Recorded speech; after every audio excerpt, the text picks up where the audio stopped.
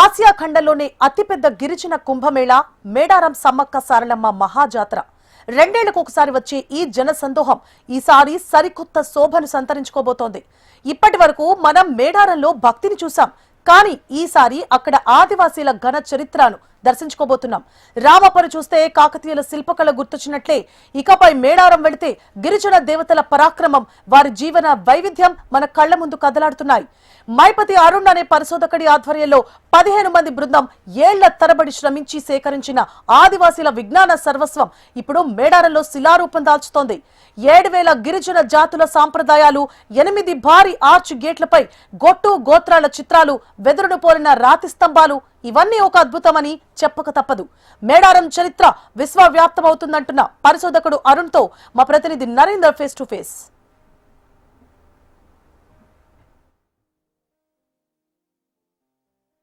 మేడారం సమ్మక్క సారలమ్మ జాతర ఈ దఫా జాతర చాలా వినూత్నంగా జరగబోతుంది. అందులో ఆలయ ప్రాంగణంలో ఏర్పాటు చేసిన శిల్పాలపై చెక్కిన ఈ అన్ని ఒక్కొక్క ఆకృతి వెనుక ఒక హిస్టరీ దాగి ఉంది. సమ్మక్క సారలమ్మ ఎలా పుట్టింది, అంతకుముందు వారి సంతతి ఎలా ఉంది, పూర్వీకులు ఎలా ఉన్నారు, తర్వాత వారు యుద్ధంలో ఎలా పాల్గొన్నారు, ఎలా జీవించారు, ఎలా విజ్ఞానాన్ని పొందారు, ఇవన్నిటిని కూడా మైథిలి అరుణ్ రీసెర్చ్ స్కాలర్ ఉన్నాడు. ఆయన డైరెక్షన్లోనే ఇవన్నీ నెలకొల్పడం జరిగింది. ఆయన మనతో ఉన్నారు, ఆయన అడిగి తెలుసుకుందాం. అరుణ్ గారు నమస్తే.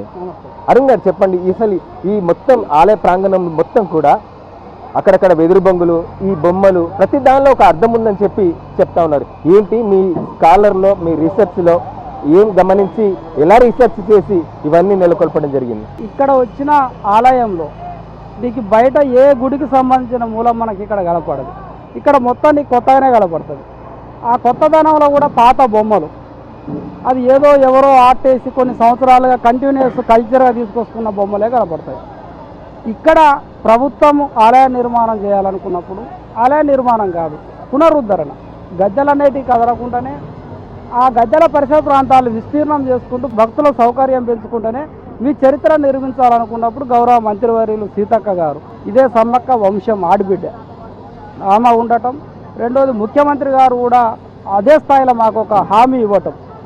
సో మేము కొంత ముంగడికి వచ్చి మా పూజారులు పెద్దలు అందరిని కూర్చోబెట్టుకొని కంపల్సరీగా దీనికి మనం సహకరించుకోం, భక్తులు ఇబ్బంది పడవద్దు, చరిత్ర బతకాలి అనుకున్నప్పుడు ఒక మోడల్ తీసుకోవాలనుకున్నప్పుడు దేవాదాయ శాఖ కానీ ఎవరు కూడా ఎక్కడ మొదలు పెట్టాలో తెలవాలి.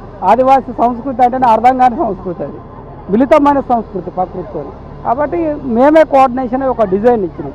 1000 ఫీట్ల స్క్వేర్ ఫీట్ల మేము 9 ఆర్చిలు తీసుకొని ఆ ఆర్చిలకు కూడా సమ్మక్క సారలమ్మ, పగిడిద్దరాజు, గోవిందరాజు, సిద్ధపోయిన కొక్కెర వంశస్థుల గేట్లుగా విభజించుకొని ఆ గద్దెల పైన 8 పిల్లర్లు ఉండాలి అనుకున్నప్పుడు మళ్ళీ 8 పిల్లర్లను ఒక గద్దెకు వచ్చేసి 32 పిల్లర్లు, 4 8 32 పిల్లర్లను మేము తీసుకున్నాం. వాటితో పాటు ప్యానల్స్, కంకబొంగు లాంటివి ఇవన్నీ తీసుకొని ఒక డిజైన్ ఇచ్చినప్పుడు ఇక్కడ మాకు ఒక 7 నుంచి 10,000 బొమ్మలు అవసరం అవుతాయి. మరి ఈ చరిత్ర ఎక్కడి నుంచి దొరకాలి? ఉత్తగా స్కూల్ కూడా పెట్టినట్టు మనం పెట్టలేం కదా దేవాలయం అంటే. మరి అట్లా నువ్వు ఖాళీ ఉంచేది ఉంటే మళ్ళీ హిందూ మతానికి సంబంధించిన స్ట్రక్చర్ మళ్ళీ వస్తుంది. కాబట్టి అప్పుడు మా దగ్గర ఉన్నాం, మేము అక్కడే ప్రీ ప్లాన్గా పరిశోధన చేసినాం. Sammakka Saralamma archaeology indigenous research institute Sammakka పేర్ల మీదనే మేము 15 సంవత్సరాల ముందే దేశం మొత్తం తిరిగి మా దాంట్లో 30 మంది విద్యార్థులు ఆంథ్రోపాలజీ, ఆర్కియాలజీ, లింగ్విస్టిక్ సబ్జెక్టులల్లో మా చరిత్ర కోసమే చదువుకొని ప్రీ ప్లానుడ్గా మా ఇన్స్టిట్యూట్లో సేకరించిన బొమ్మలని ఎట్లాగో చరిత్ర సమ్మక్కదే. సమ్మక్క చరిత్ర అనేది పూర్వం అఖండ భారతదేశంలో 101 రాజ్యాలు పరిపాలించిన చరిత్ర. తొలి మానవుడు ఆవిర్భవించే క్రమంలో గొట్టు గోత్రాలు, వంశవృక్షాలు ఏర్పాటు చేసి ఒక నాగరిక సమాజం వైపు నడిపించినామా సమ్మక్క అనేది మాకు అర్థమైంది. కాబట్టి ఈ గుడిలో బొమ్మలు నిర్మించాలంటే ఆమె చరిత్ర నిర్మించాల్సిందే అనే దాని మీద కూర్చొని తాళపత్ర గ్రంథాలు, పడిగ బొమ్మలు, డాలుగుడ్డల బొమ్మల ఆధారంగా యాన్షియంట్ లిపిని ఎక్కడ చూసినా కానీ పాతకాలం లిపి కనపడతా ఉంటుంది. ఇక్కడ ఈ లిపిని మనం తీసుకొని వాళ్ళ ఈ 7,000 బొమ్మల్ని మనం ఇచ్చినాం. అంటే ఈ గొట్టు గోత్రాలు అన్ని కూడా ఇక్కడ మనకు ప్రస్తుతంగా కనిపిస్తాయా? అసలు అవి ఏ విధంగా కాస్త ఎక్స్ప్లెయిన్ చేస్తారా? ఇప్పుడు మనకి ఇక్కడ కనిపిస్తాయి. అందుకే ప్యానల్ 1లో మనం ఏం చేసుకున్నామంటే, ఇది మీకు దేన్ని తెలియజేస్తుంది అంటే, తొలి ఆది మానవుడు కొండ గృహాల్లో నివసించేటప్పుడు ఆ శారీరక సంబంధాలు కూడా ఒక జంతువు వలె ఇష్టం వచ్చిన విధంగా ఉన్న సమయంలో మనమంతా మనుషులుగా మారాలి, ఒక నాగరికత వైపు పోవాలి. జంతువులకు మనిషికి మధ్యలో తేడా ఉండాలంటే మనం వంశవృక్షాలకు ఏర్పడాలి. మనకు చెల్లెవలో తల్లెవలో అన్నెవలో దాదెవలో తాతెవలో తెలవాలి. కాబట్టి మనం వంశాలు ఏర్పడి గట్లు ఏర్పాటు గట్టు అంటే నీకు నాకు మధ్యలో ఉండే పొలం గట్టులు ఆడితే ఆటినే గట్టు గోత్రాలు అంటాం. అప్పుడుగో ఇక్కడ ఏనుగు మీద ఉన్న బెరం పోయిన రాజు వరందేవి ఈయన భార్య ఈయనకున్న 6 బిడ్డలను ఆదిమ సమాజ గుంపును కూసోబెట్టుకొని మనమంతా కూడా వాళ్ళ నుంచి వెళ్ళి ఒక వంశాలకు ఏర్పడాలి, పెళ్ళిళ్ళు కూడా ఒక వంశానికి మధ్యలో ఉండొద్దు చేసుకుంటూ కూడా అనే దాని మీద ఒక ఫిలాసఫీని ప్రవేశపెట్టినప్పుడు ఈయనకు 6 బిడ్డలు ఉన్నారు కాబట్టి 6వ గొట్టు తీసుకున్నాడు. మరి ఒకటి స్త్రీ అండ రూపానికి ఇచ్చిండు, ఉత్పత్తికి నిదర్శనం. స్త్రీకి అండం విడుదల కాకుండా మనిషి లేడు కాబట్టి ఆదిశక్తి. రెండోది సూర్యచంద్రులు, 12 గంటలు ఎండ 12 గంటలు చీకటి ఉంటేనే ప్రకృతి సమతుల్యం అవుతుంది. 24 గంటలు ఎండ కొడితే మాటి మసి అయిపోతాం కాబట్టి ప్రకృతి దేవత అనుకుంటూ ఈయనకున్న 6 బిడ్డలలో ఇచ్చిన మొదటి బిడ్డనిచ్చిన గొట్టుగో మూడో గొట్టు, రెండో బిడ్డనిచ్చిన గొట్టు 4వ గొట్టు. ఈ 3 బిడ్డలు కూడా ఇచ్చిన గొట్టు 5వ గొట్టు. ఒకరికేమో ఇద్దరిని ఇస్తారు, ఒకరికి ఇస్తారు. ఇదే సమ్మక్క తల్లి వంశం 5వ గొట్టు. ఇక్కడ ఎట్లాగో ఈయన 6 తీసుకున్నాడు కాబట్టి 1 2 3 4 5 6 7 చివరి బిడ్డనిచ్చిన గొట్టు 7వ గొట్టు. ఇట్లా 3 నుంచి వెళ్ళి 7 గొట్లు మనకు కనపడతాయి. 1 2 అనేది ప్రకృతి ఆదిశక్తి కింద వెళ్ళిపోతుంది. ఇట్లా గొట్టు గోత్రాల వ్యవస్థ ఏర్పాటు చేసి ఆ రోజు నుంచి వెళ్ళి పెళ్ళిళ్ళు కానీ లేకుంటే శారీరక సంబంధాలు కానీ ప్రతిదీ కూడా ఒక సిస్టమ్ ప్రకారం మనము ఏర్పడాలనుకున్నప్పుడు తీసుకుంటే గొట్టు గోత్రాల వ్యవస్థ. ఇక్కడనే వీళ్ళకి డిక్లేర్ అయినాయి ఏ చెట్టుని దైవంగా పూజించాలి. ఈ గొట్టోలు ఈ జంతువు ఏది, ఇప్పుడు ఎగ్జాంపుల్ 6వ గొట్టు ఏనుగు, 3వ గొట్టు ఎద్దు, 4వ గొట్టు ఖడ్గమృగం, 5వ గొట్టు ఒంటి కొమ్ము దుప్పి, 7వ గొట్టు మణిబోతు. ఇట్లా జంతువులు పంచుకున్నారు, పక్షులు పంచుకున్నారు, చెట్లు పంచుకున్నారు. ఇప్పుడు ఆదిమ కాలంలో మనం ఉన్నాం, అందరం కలిసి ఒకటే మణిబోతుని తిన్నామని కదా అంతరిస్తుంది కదా, అందరం కలిసి ఒక కాకిపోలగని తింటే అంతరిస్తుంది కదా. అంతరించే కూడా మన వేటలో కూడా సమతుల్యం ఉండాలి, అంతరించిపోకుండా బ్యాలెన్స్ సిస్టంలో ఇవాళ చెట్లు పక్షులు జంతువులు పంచుకొని ఇవాళ ప్రకృతి జీవులుగా వచ్చిన క్రమం మనకి ఈ ప్యానల్లో కనపడుతుంది. అదే గొట్టు గోత్రాల వ్యవస్థ. ఇక్కడ ఇదేంటి ఇంటూ బొట్టు ఇవన్నీ కనబడుతున్నాయి. అది ఇప్పుడు ఇక్కడ ఏంటంటే మనం ఇంత టెక్నాలజీలో కూడా నువ్వు అడుపాక పోకురా అంటే మనం వినం, నువ్వు ఇది చేయరా అంటే కంప్యూటర్ యుగంలో కూడా మనం చేయం. ఆదిమ కాలంలో పుట్టిన మనుషుల్ని మనిషిగా మారే క్రమం. అప్పుడు వీళ్ళు పెట్టిన నియమం ఏంటంటే ఈ 6వ గొట్టు వాళ్ళు ఉన్నారు, ఈ బిడ్డ పుట్టింది. ఎగ్జాంపుల్ 6వ గొట్టులో ఒక బిడ్డ పుట్టింది. ఈ కుడికాలుకు తుమ్మ ముళ్ళుతోని కూర్చేది, నెలవంక కూర్చేది. అప్పుడు నీకు ఆ పాప పెరుగుతూ ఉంటేనే ఆ పాప ఎవరి పాప అంటే 6వ గొట్టోల పాప. ఇక్కడ నుదుటి మీద కూడా నెలవంకని పొడిచేది. ఈ బాబు ఎవరంటే 6వ గొట్టోల బాబు. అట్లా కంపల్సరీ నుదుటి మీద కుడికాలు మీద ఈ సింబలు. ఇది పొడిస్తే 3, ఇది పొడిస్తే 4, ఇది పొడిస్తే 5, ఇది పొడిస్తే నెలవంకల చుక్క 7. ఇది రాజ్య సింబళ్ళు. ఇట్లా వాళ్ళ రాజ్యం యొక్క గుర్తులు, వాళ్ళ నుదుటి బోట్లు ఇప్పటికి పచ్చబొట్లు ఉంటాయి మా సమాజంలో. ఇప్పుడు ఛత్తీస్గఢ్ వైపు పోయేది ఉంటే నీకు పచ్చబొట్లు కనపడతాయి. అట్లా మనుషుల్ని ఆ కాలంలో గుర్తుపట్టడానికి కూడా ఈ యొక్క బొట్ల శిష్టాన్ని తీసుకొని వాళ్ళ వంశాన్ని గుర్తించేందుకోసం ఈ వెదురు బొంగులేంటి నిజానికి కూడా సారలమ్మ దేవత పూజించే చెట్టు అంటారు, అది నిజమేనా? అయితే వాస్తవంగా ఇక్కడ ఈ గుడి కాంపౌండ్ వాళ్ళు ముయ్యాల్సి వచ్చినప్పుడు ప్రతి కాంపౌండ్ వాళ్ళు పెట్టాలని అన్నారు. అయితే భక్తులు ఇక్కడ ఎక్కువైపోయినప్పుడు ఇలా ఉష్ణోగ్రత శక్తి పెరిగినప్పుడు తట్టుకోలేరు కాబట్టి ఒకటి ఓపెన్గా ఉండాలని మనం డిజైన్ ఇచ్చినాం. దాంట్లో ఏ మోడల్ తీసుకోవాలనుకున్నప్పుడు వెదురు బొంగు మోడల్ని ఒరిజినల్ బొంగుని మనం తీసుకుపోయి 3D చేపించి మనం దీన్ని చేసినాం అక్కడ. అయితే దీని అర్థం ఏంటంటే వెదురు బొంగు అంటే సమ్మక్క తల్లికి నిదర్శనం. సమ్మక్క తల్లికి నిదర్శనంగా మనకు వెదురు బొంగు కనపడుతుంది. ఆ వెదురు బొంగు అనేది నువ్వు ఒక వెదురు బొంగు చెట్టు పెట్టినప్పుడు గుద్దులుగా 100-200 చెట్లు పక్కకు వస్తాయి. ఇప్పుడు ఈ జాతరకు వచ్చేటోళ్ళు కూడా నాకు పిల్లలు ఉత్పత్తి కావాలని మొక్కినప్పుడు ఆ ఉత్పత్తికి నిదర్శనం వెదురు బొంగు కాబట్టి దాన్ని దైవంగా కొలుస్తారు. ఇప్పుడు ఇది 6వ గొట్టుకు సంబంధించింది. వాళ్ళ ప్రకృతి జంతువు ఇది ఏనుగు. ముందు జంతువుతోనే చెప్తావు ఏ గొట్టు అనేది. దాని తర్వాత 1 2 3 4 5 వాళ్ళ గొట్టు, వాళ్ళ నెలవంక నుదుడిపోతు. ఈ 6 పలకలు వీళ్ళ రాజ్య సింబల్. వీళ్ళు రాజ్య పరిపాలన చేసినప్పుడు ఈ బెరంబోయిన రాజు వరందేవి ఈయనకు 6 బిడ్డలు, వాళ్ళనిచ్చే గొట్టు గోత్రాలు తయారు చేసిండు. వీళ్ళు 6 కొడుకులు. మళ్ళీ వాళ్ళు ఎవరిని పెళ్లి చేసుకున్నారు అనేది కూడా ఇక్కడ చెప్పుకుంటా వాళ్ళ పెళ్ళైన విధానం ఇక్కడ వస్తుంది. ఇగో ఇక్కడ పులిని చంపుతాండు, ఇక్కడ పులి తోకబట్టి చంపుతాడు. అంటే పులుళ్ళు కూడా చంపేది మా వాళ్ళు పూర్వం. ఇది పులిని చంపుతాడు. ఇక్కడ ఒక చేపలు పట్టిన సందర్భం ఉంటుంది. ఇక్కడ వేటకు పోయే సందర్భం మనకు కనపడుతుంది. ఇది చాలా ఇంట్రెస్టెడ్గా ఉంటుంది. ఇది ఇప్పుడు ఈయన పెద్ద కొడుకు ఈయనకు పెళ్లి చేయాల్సి వచ్చినప్పుడు ఇది హిమాలయ ప్రాంతం, ఇది హిమాలయ ప్రాంతం. ఈ మూడో గొట్టుకు సంబంధించిన ఈయన ఒంటి స్తంభం మేడ మీద ఉంటుంది మచ్చల మాసం. మూడో గొట్టు ఆడబిడ్డని పెళ్లి చేసుకోవాల్సి వచ్చినప్పుడు ఈయన పుట్టలు దిగబడిపోతాడు. అక్కడ పోయి ఇక్కడ పుట్ట ఉన్నది, ఇక్కడ మనిషి ఉన్నాడు. పుట్టలు దిగబడిపోతే ఈ రాజును బయటికి తీయడానికి కావడిళ్ళల్లా ఈసవోలు మలకమోలు ఇప్పటికి మా ఇంటి పేర్లలో ఉంటారు మన మూడో గొట్టు గోత్రంలో. ఈ రాజును బయటికి తీయడానికి కావడిళ్ళల్లో నీళ్లు పోసుకొని పోయి కుండలలో నీళ్లు పోసుకుపోయి ఈ రాజును బయటికి తీసి ఇక్కడ ఈమెకి ఈ కొమరం వంశము పెద్దరాజుకి మచ్చల మాసం ఇచ్చి ఇక్కడ పెళ్లి చేసిన సందర్భాన్ని మనం ఇక్కడ ఈ చరిత్రగా మనం చూడొచ్చు. ఇక్కడ ఇదంతా కూడా గాలం వేసే సందర్భం, దేవుని బాబు పట్టుకొచ్చే సందర్భం, జలకం జల్లాలి దేవునికి. ఇవన్నీ కూడా మనకి ఇక్కడ కనిపిస్తూ ఉంటాయి. నెక్స్ట్ చూద్దాం అదేంటో ఒకసారి ఎక్స్ప్లెయిన్ చేస్తే. ఇక్కడ మొత్తం కూడా గోత్రాలకు కాకుండా మనుషులు ఎక్కువగా ఉన్నారు. అసలు ఏంటి ఇక్కడ ఎద్దు కూడా ఉంది. ఇది ఎగ్జాక్ట్లీ సారలమ్మ మూడో గొట్టు వంశానికి సంబంధించిన గోత్రం ఇది. అయితే సారలమ్మ సమ్మక్క పగిడిద్దరాజు 4వ గొట్టులో పుట్టినప్పటికీ 3వ గొట్టుల పెద్దడమ రాజుని చేసుకుంటుంది. ఇప్పుడు వీళ్ళ వంశంలో ఇది 3వ గొట్టు ఎద్దు, వీళ్ళది పెద్ద వంశం కాబట్టి ప్యానల్ మొత్తం వీళ్ళే వచ్చిర్రు. వీళ్ళు మొత్తం 32 మంది ఉంటారు వీళ్ళ వంశంలో. ఇక్కడ ఈయన ఎద్దు వీళ్ళ పూజిత జంతువు. వీళ్ళ 1, 2, 3 3వ గొట్టు, వీళ్ళ నుదుటి బొట్టు, వీళ్ళ రాజ్య సింబల్ ట్రయాంగిల్. వీళ్ళ 36 రాజ్యాలు ఉత్తరాఖండ్ అంటే హిమాలయ ప్రాంతంలో ఉంటాయి వీళ్ళ యాన్సెంట్ టైంలో. ఆయన కాటూరుడు కాటం బోయరాలు, తారా మొత్తడు, తారా బొర్రోడు, తారా చిక్కడు 3 కొడుకులు వీళ్ళకి. దీంట్లో ఈ వ్యక్తి, రెండో వ్యక్తి, మూడో వ్యక్తి అంటే ఇటు నుంచి స్టార్ట్ అవుతుంది, రైట్ టు లెఫ్ట్ స్టార్ట్ అవుతుంది లిపి కూడా. ఇక్కడ ఇస్తాడు బిడ్డని. మనం గొట్టు తయారు చేసినాం అన్నాం కదా.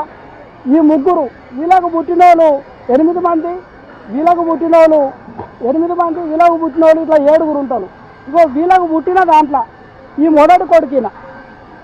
మొదటి కొడుకుకు సారలమ్మనిచ్చి పెళ్లి చేస్తారు. కాకెడమరాజు, ఈయన పెదడమరాజు. కళ్ళకి గంటలు కట్టుకొని స్వయంవరంలో పగిడిద్దరాజు సమ్మక్కలు సారలమ్మ పెళ్లి చేయాల్సి వచ్చినప్పుడు 500 మీటర్ల దూరంలో ఉన్న కాకి బొమ్మని కళ్ళకు గంటలు కట్టుకొని కొట్టిన వాళ్ళకి బిడ్డనిస్తాను అంటారు.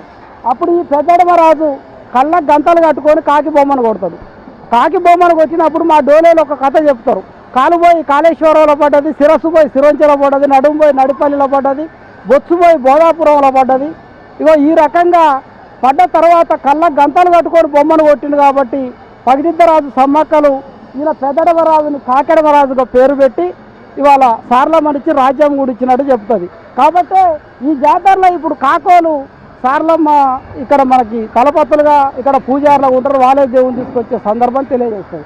మా దాంట్లో మొత్తం కోయ సమాజంలో ఎక్కువ మంది వంశస్థులు ఉన్నది 3వ గొట్టు దాంట్లో. రైట్, ఇంకొక ప్యానెల్ చూద్దాం అదేం చెప్తుంది, అది ఎట్లా రూపకల్పన చేశారు. ఇక్కడ చూస్తే కాస్త విచిత్ర ధోరణి కనబడుతోంది. ఏంటిది? ఇప్పుడు అది సారలమ్మకు సంబంధించిన వంశవృక్షం చెప్తాను కదా. ఇది పగిడిద్దరాజు వంశవృక్షం అని చెప్తుంది.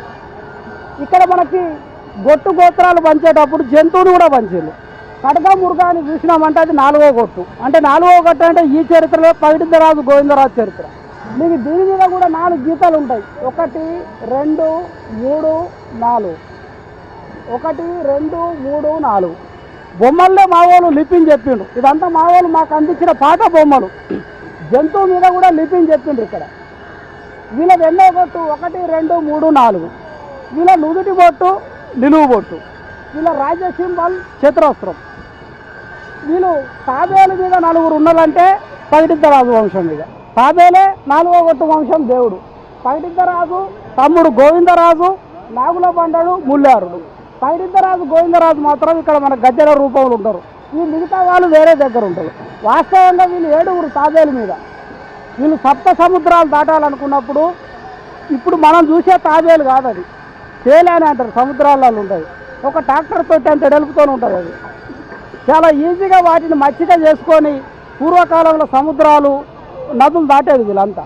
ఈ తాబేలు దిన్నలు అనే దాని మీద పగిడిద్దరాజు 3 నీళ్ళ గొట్టు నుంచే 7వ గొట్టుకు వెళ్ళగొడతాడు. అప్పుడు స్వచ్ఛంగా సనపగానే అని 4వ గొట్టు.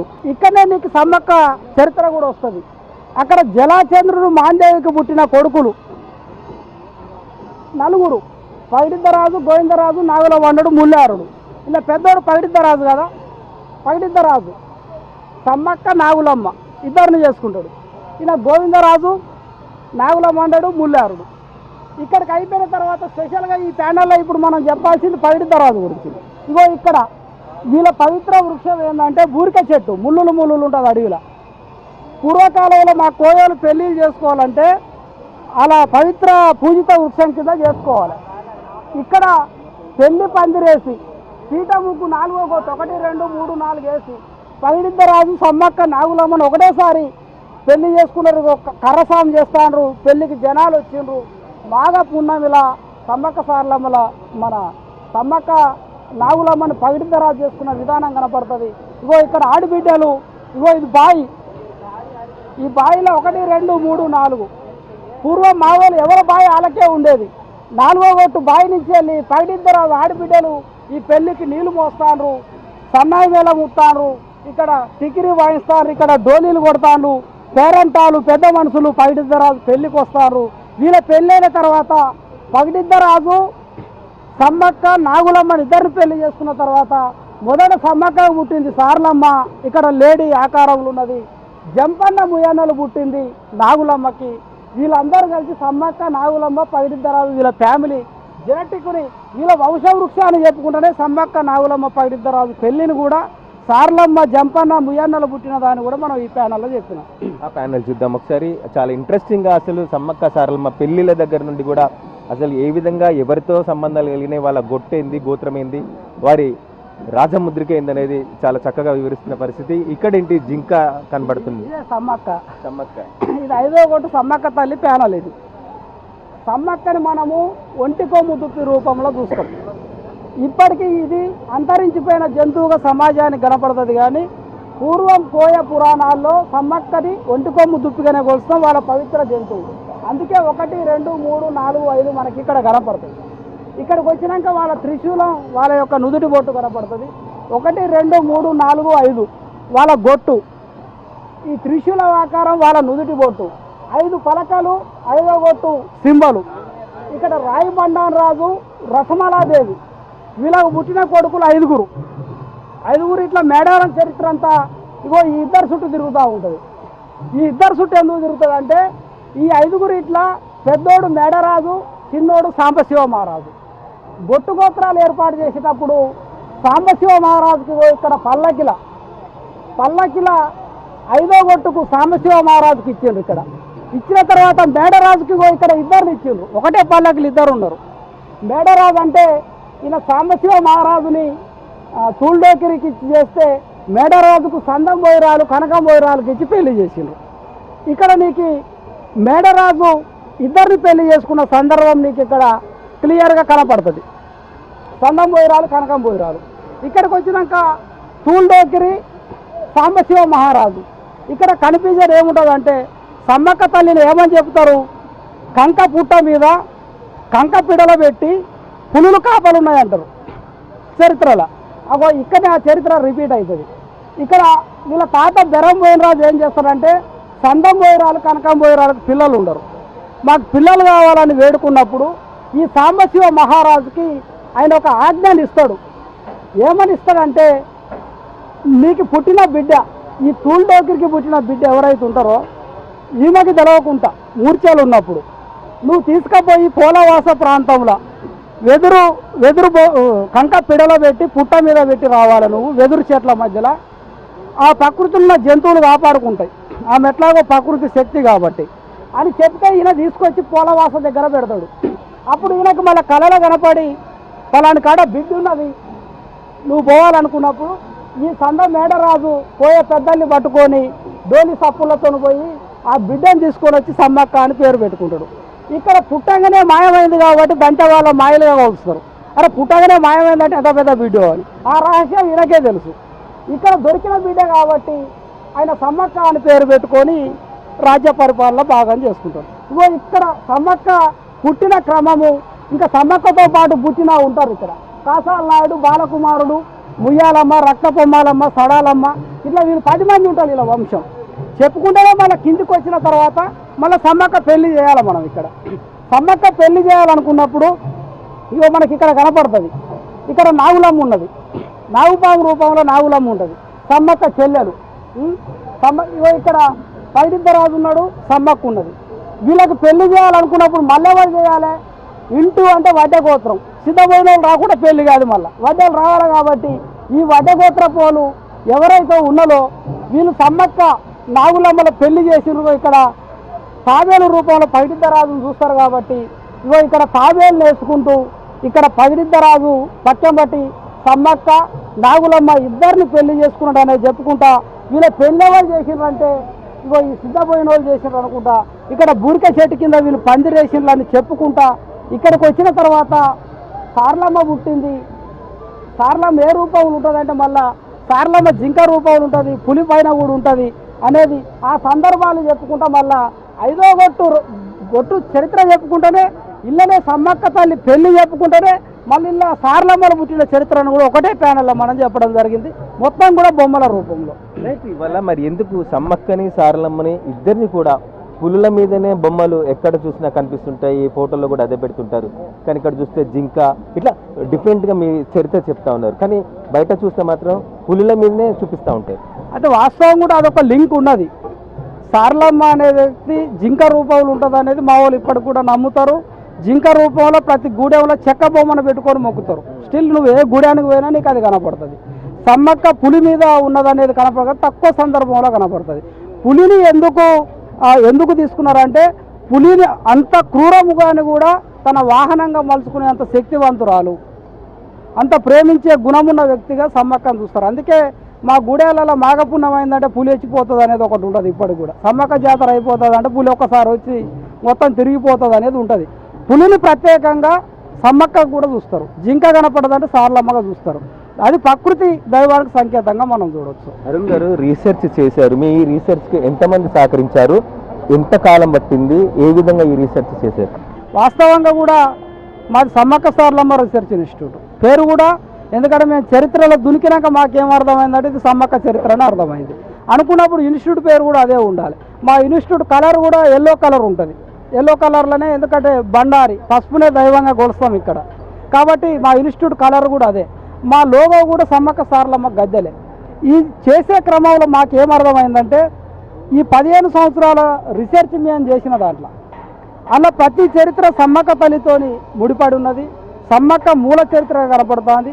అఖండ భారతదేశంలో 18 దిక్కులు 101 రాజ్యాలల్లో సమ్మక్క ప్రవేశపెట్టిన విధానాలే మాకు కనపడ్డాయి. కాబట్టి ఆ మొత్తాన్ని కూడా మనం ఈ టెంపుల్ రూపంలో తీసుకున్నాం. ఇదంతా ఒక యజ్ఞమే, అప్పటికప్పుడు అనుకున్నది కాదు. మేము ఎప్పుడో 2004-06లో ఇక్కడ మేము తిరిగేటప్పుడు మా డోలోలు రేల పాటలు పాడేది. తూర్పు దిక్కున ఇన్ని రాజ్యాలు, పశ్చిమ దిక్కున ఇన్ని రాజ్యాలు, మొత్తంగా 101 లైగోరి 101 రాజ్యాలని పాడేది మా వాళ్ళు. అరే డోలి సాహిత్యం అంతా కూడా అది జనరేషన్ టు జనరేషన్ కంటిన్యూ అయ్యే సాహిత్యం, దాంట్లో ఎటువంటి కల్పితాలు ఉండవు. ఎక్కడో ఏదో ఉన్నది. ఆదివాసులు అంటే గోసిగుడ్డలు కట్టుకునేటోళ్ళు కాదు, అమాయకులు కాదు.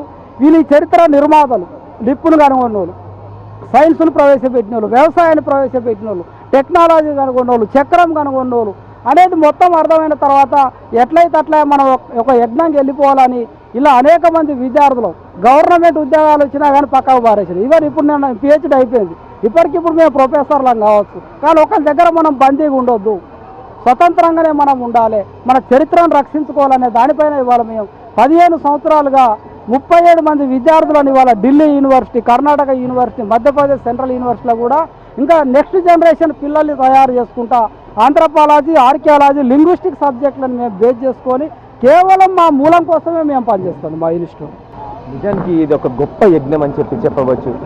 వీరి మూలాలు, పుట్టు గోత్రాలు అన్నీ కూడా రీసెర్చ్ ద్వారా తెలుసుకొని ఈ ఆదివాసీ గిరిజనులకు అందించే ప్రయత్నం మా గొప్పది. ఇవాళ ఆలయ ప్రాంగణం చుట్టూ కూడా ప్రతి పిల్లర్ మధ్యలో ఒక్కొక్క బ్లాక్లో ఒక్కొక్క చరిత్ర, సమ్మక్క సారలమ్మ ఎలా పుట్టింది, అంతకుముందున్న తరాలేంటి, ఆ తర్వాత తరాలేంటి, వారు ఏ ఫుడ్ తినేది, ఎలా కనుక్కున్నారు, ఎలా పుట్టేది, ఆ జీవన శైలి ఏంటి, నిజానికి మహా గొప్ప రీసెర్చ్ అని చెప్పవచ్చు. ఈ దఫా వచ్చే వారందరికీ కూడా ఇదే గొప్ప స్టోరీ అని చెప్పవచ్చు. అందరూ కూడా దీన్ని అరుణ్ చెప్పిన ప్రకారంగా దీన్ని ఆసక్తిగా తిలకిస్తాడు. ఈ చరిత్ర అనేది ఇప్పుడు కాదు, ఈ నిర్మాణం అనేది ఇప్పుడు కాదు, 200 సంవత్సరాల వరకు ఈ అన్ని కూడా ఇట్లాగే నిలిచి ఉండి తరతరాలకు చరిత్రను చెప్పే విధంగా ఉపయోగపడతాయని చెప్పి చెప్తున్న పరిస్థితి. Cameraman Sampath Narender, HM TV, Medaram.